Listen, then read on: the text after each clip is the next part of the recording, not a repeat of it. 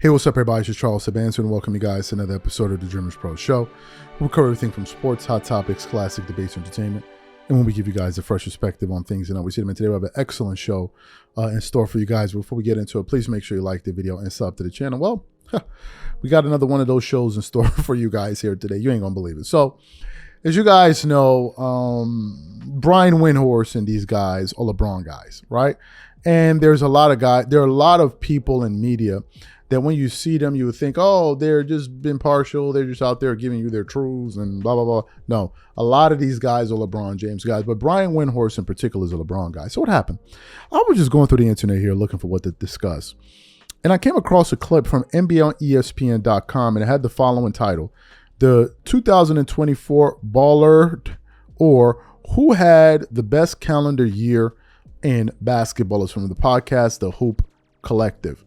And on this particular episode, you had Brian Windhorst, Tim Bontemps, and Tim McMahon. I hope I can pronounce his name properly. So I'm going through the video here to see what these gentlemen are talking about and the players that they're mentioning. And of course, they started off mentioning Giannis Antetokounmpo, who should be mentioned. Giannis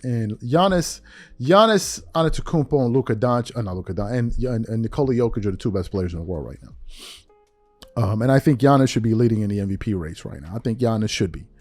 I think he should. Some people are going to disagree. I think it should be Giannis. I think this should be the year Giannis captures his third regular season MVP. If you want, we'll do another show about that. As a matter of fact, if you guys want us to do a specific show on Giannis versus Nikola Jokic and who I think should be the regular season MVP, please make sure you sign up to our exclusive Dreamers Pro community that we're launching on Friday. It's the only place I'm going to be talking about topics like this, where we do weekly roundups and special topics that we don't discuss on the channel. If you want to be a part of that, please make sure you join the wait list. We have it pinned in the comments below in the description. Make sure you join that. You don't want to miss out. And also take advantage of that 70% discount we have at launch. We're going to be talking about these kind of things there. Anyway, so I think those should be the top guys. So they're talking about Giannis. They bring up Nikola Jokic. They bring up Anthony Edwards. But then towards the tail end, Brian Windhorst, in typical Brian Windhorst fashion, decided that, you know what, I think a player that should deserve to be nominated for Athlete of the Year is LeBron James. And when he said that, I damn near fell out of my chair. But before we even get into what Brian Windhorst had to say, today's video is brought to you by our sponsor, Game Time. With the year almost over, I am super excited about creating memories with family and friends by attending various plays, theater shows, and sporting events. And when it comes time to look for tickets, Game Time is my go-to. Game Time is one of the most reliable marketplaces for last-minute tickets to the most popular events in sports, music, and theater in more than 60 cities across the United States and Canada. Game Time saves me money, time, and stress.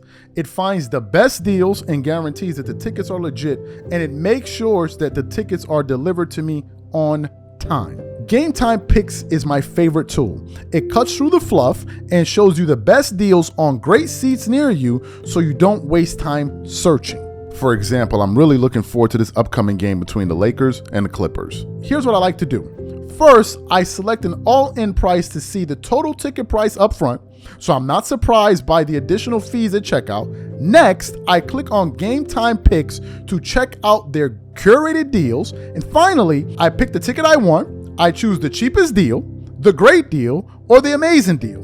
Once you select the ticket you want, you can use their panoramic seat view to ensure you know exactly what you're getting before you buy. So take the guesswork out of buying tickets with Game Time. Download the app, create an account, and use code CLNS for $20 off your first purchase. Again, create an account and use redeem code CLNS for $20 off. And remember, whenever you support this sponsor, you're supporting this channel. Thank you. So what I want to do is I'm going to play exactly what Brian Windhorst had to say there, listen to his thoughts, and I'm going to come back and react to his comments. Take a listen to what Brian Windhorst had to say here. Before we vote, I want to make an honorary nomination. I know he's not going to win. Hey, Bontemps, this is a guy I did discover. LeBron James. There's a lot of those. LeBron James. Obviously, the Lakers did make it out of the play-in last year. However, at his age 38 to 39 season, he averaged 26 points, 7+ rebounds, 8+ assists, shot 54% overall from the field, which I believe he's shot a couple of times better than that in his Heat years, but was the best shooting year he'd had in the last decade.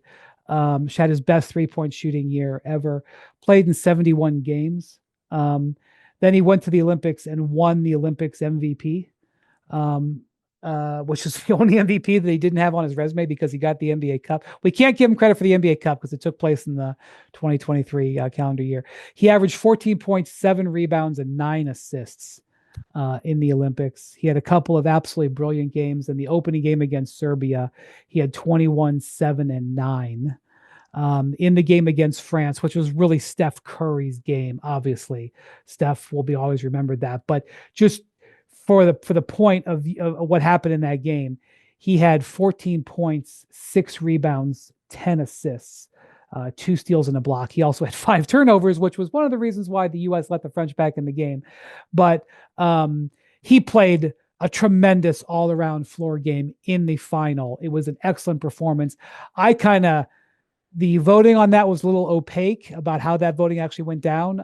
I thought that Curry might have, because of his semifinals and finals performance, might have earned it. But I was going to say, I was also going to say before we finished nominations, I think we should nominate Steph Curry because for as well as LeBron played in the Olympics, the things you remember from the Olympics is Stephen Curry's fourth quarter against Serbia and his shot to end the game against France. And right. He is the enduring memory, I think, from that Olympic tournament for Team USA and how without question they pulled it out of the fire and avoided what would have been, one of the wildest losses ever, losing to that Serbia team in the semifinal. And then they did not. And there was a lot more riding on the line for him too, because he had not won the gold medal yet. That is absolutely correct. Plus, the Warriors went undefeated in the playoffs. So you heard what Brian Windhorst had to say. Do you notice something about their list? Do you notice a person that they omitted from that list? Do you notice that they didn't even mention Jaylen Brown? I'm just saying. All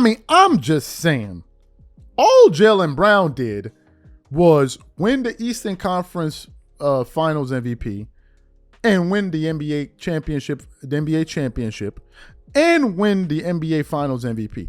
He doesn't even get mentioned. They over there talking about Anthony Edwards. They're over there talking about Nikola Jokic. They're talking about Giannis. And I get Giannis and Nikola Jokic. Those guys are the standard bearers right now in the NBA. They're at the top. Okay, it's those two guys, right? It's Giannis and Nikola Jokic. So I can understand having those guys. But Anthony Edwards over Jaylen Brown, how is that even possible here? How is that even possible? How is Jaylen Brown not brought up in these conversations? What are y'all looking at? Like, because I noticed y'all talk about stats and all of these other things. None of y'all are talking about winning. Because if y'all are talking about winning, how did Jaylen Brown not even get an honorable mention?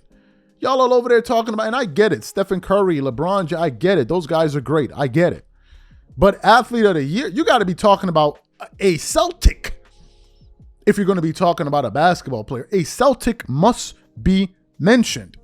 Now, some people may not want to mention Jaylen Brown not Jaylen Brown, Jason Tatum for whatever reason, but you got to mention Jaylen Brown. And them omitting him from the conversation really exposes one of the reasons why he didn't even make it on the NBA Olympic team, USA Olympic team. Like, how do you not mention this guy? I'm confused here. I'm really, really confused. What did Jaylen Brown do to y'all?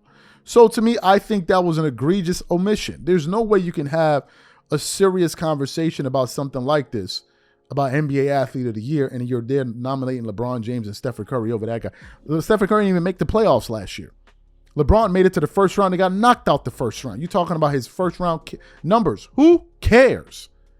Who cares? Let's talk about the main dude, Jaylen Brown, who did his thing. Now, are we saying that Jaylen Brown is going to be the number one guy every single year? No, but for that year, give him his flowers. Give him his just due. How do you say it's not him? Again, I mentioned Giannis and I mentioned Nikola Jokic. I got those two guys. But Jaylen Brown should have been there. He absolutely should have been there. These are my thoughts. Whatever you guys think. Or SGA. Anyway, these are my thoughts. Whatever you guys think, please leave your thoughts and comments in the comment section. We catch you guys on the next show. Peace.